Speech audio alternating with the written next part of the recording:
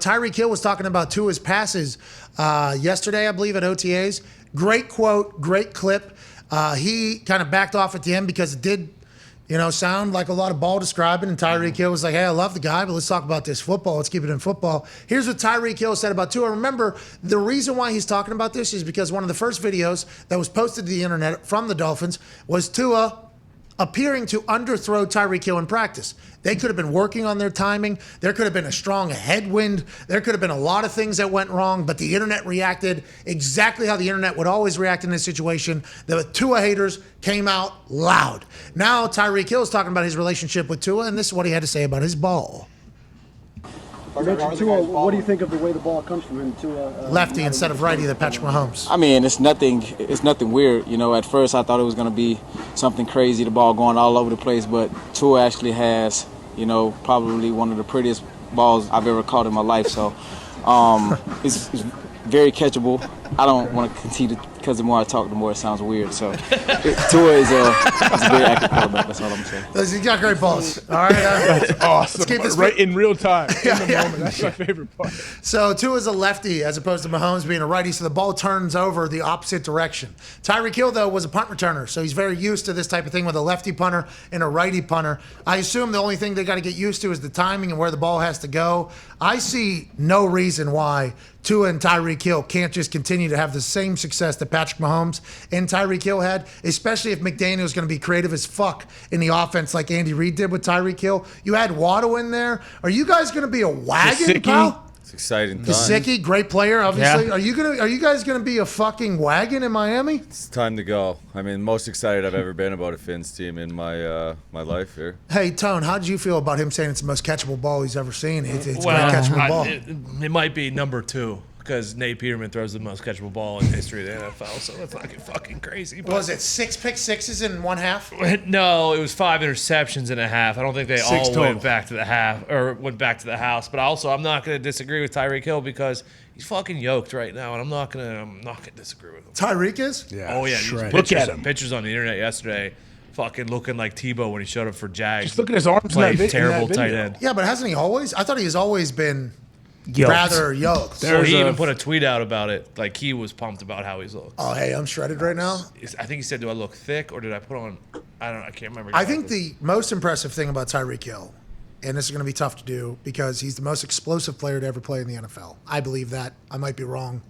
I know people talk about Randy Moss. Randy Moss, game changer, my favorite player growing up. Absolute superstar, best wide receiver of all time. He and Tyreek Hill, vastly different football players. Tyreek Hill can literally get out of a phone booth if he had to. Not that Randy Moss couldn't, but he just didn't do it whenever he was playing. It was mostly him taking the top off of defenses. Tyreek Hill's ability for the mid-range jumper all the way down to the go routes to the pre-snap things. He's incredibly impossible to keep up with. His durability, with how explosive he is, with how quick he is, how fast he is, how many times he gets the ball, his ability to miss hits, how often he has, played, I think is very impressive to me. Because every once in a while you'll see him like come up limp, and it's like, well, with somebody that's that fast, that explosive, the style of running that he is, that has to be a hamstring, it has to be a quad, has to be something. He has somehow maintained health and continued to dominate in the style that he plays. I think that is one of the most impressive things in my eyes, personally. Oh, I think it's awesome. Like, his durability, when he is someone is that explosive, you would think like, all right, he's gonna have like hamstring, groin, like all these soft tissue things. Also, like your ligaments sometimes. Like when you're that explosive, a lot of times like humans aren't meant to move like that. Like he can move, so your body falls apart. But this dude obviously is super tough and works his balls off, and it shows. I love it. I think it's fun to see a guy as talented, as fun to watch as him, but also has that mentality like, hey, I'm not coming out and I'm going to score every touchdown. Every time I touch the ball, I'm scoring. I assume he put on weight for some reason. I assume he put on muscle for some reason. He had to think of something as he's getting older, like, hey, I might not be the 4'2" guy anymore. I might be 4'3", but there's going to be maybe some different things I'm going to do here, or maybe he just wanted to get fucking shredded. Yeah. Which I respect, and I love both of them. I wish I could look like Tyreek Hill. I wish I could run. Yeah. There it is. Yeah. Mm-hmm. Bingo. How cool would that be? I can't really imagine it. Other professional athletes, like the best athletes on earth, corners. Yeah. The hardest position. You have to be the most athletic and everything like that. and he literally has gloves that is just the peace sign. Yeah. Hey, I'm gonna run right fucking by you. There's people running 4.3s. He's just see you later. What a life that had to be. Think about growing up, especially in the world that we understand football is always races. Yeah. The person that's the fastest team, by the way, immediately popular, immediately the most pressure on as well, because at any given moment could get tried. He's won them all throughout his entire career in both Little League, Pop Warner, junior high, high school, college, the NFL. Anybody can fucking get it. He has to love practice, love conditioning situations. Just an absolute stud.